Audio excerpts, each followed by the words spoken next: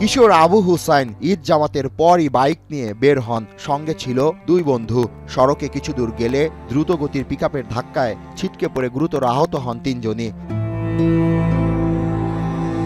চিকিৎসকরা বলছেন, বাইক দুর্ঘটনায় আবু হুসাইনের পায়ের শিরা কেটে রক্তের প্রবাহ বাধাগ্রস্ত হচ্ছে। ডান পা আর আগের মতো স্বাভাবিক হবে না তার।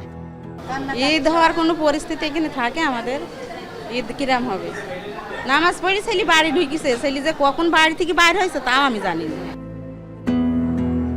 অসংখ্য রোগী চিকিৎসা সেবা নিচ্ছেন। অনেকের অবস্থা আশঙ্কাজনক। হাসপাতালের শয্যায় রোগীদের আত্মচিৎকারে ফুটে ওঠে সড়ক ও মহাসড়কের মরণফাঁদের বাস্তব চিত্র।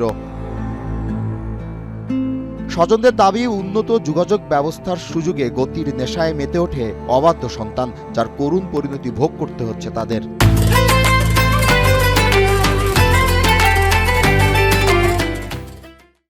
ঈদের দিন হয়তো গার্জেনকে না বলে এরা এক মোটর বাইকে বের হয়েছে। বিপরীতগামী থেকে আর একটা মোটর বাইক আসলে ওটার সাথে সরাসরি সংঘর্ষ হয়। যখন কায়তে মোটরসাইকেলটা পড়ে যায়, ওই কেনোটা হচ্ছে মানে রাস্তার উপরে পড়ে। রাস্তার উপরে পড়লে এখানে এই হাড্ডিটা ভেঙে গেছে।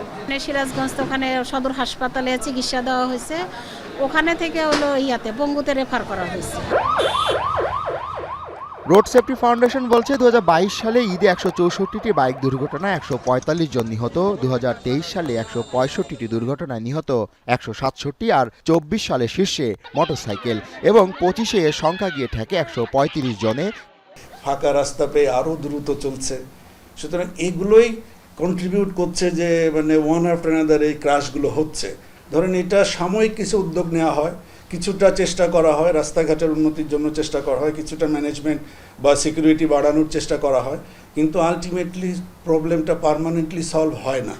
নিটোরের চিকিৎসক জানান, ঈদের আগের রাত থেকে শুরু করে পরদিন পর্যন্ত হাসপাতালে ভর্তির বেশিরভাগই মোটরসাইকেল দুর্ঘটনার। নামাজ পড়ার সময় পর্যন্ত একটু কম ছিল, বিকেলের দিকে অনেক রোগী আসছে। অ্যাক্সিডেন্ট প্লাস আউটডোর সব মিলে আমরা একটা ইসের মধ্যে আছি, রাশের মধ্যে।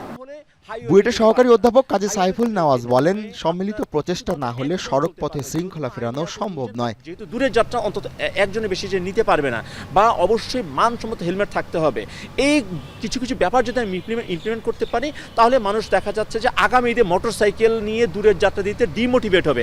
ডিমোটিভেট না করে আমরা যদি রাস্তায় ইমপ্লিমেন্ট করতে যাই, এটা খুবই ডিফিকাল্ট, এটা হয় না। দেখা যাচ্ছে পুলিশ সেটা পারেও না। দেশে মোট মোটরযানের 71% মোটরসাইকেল, চালকদের বড় অংশ কিশোর ও যুবক। জাভেদ আব্দুল্লাহ, এখন, ঢাকা।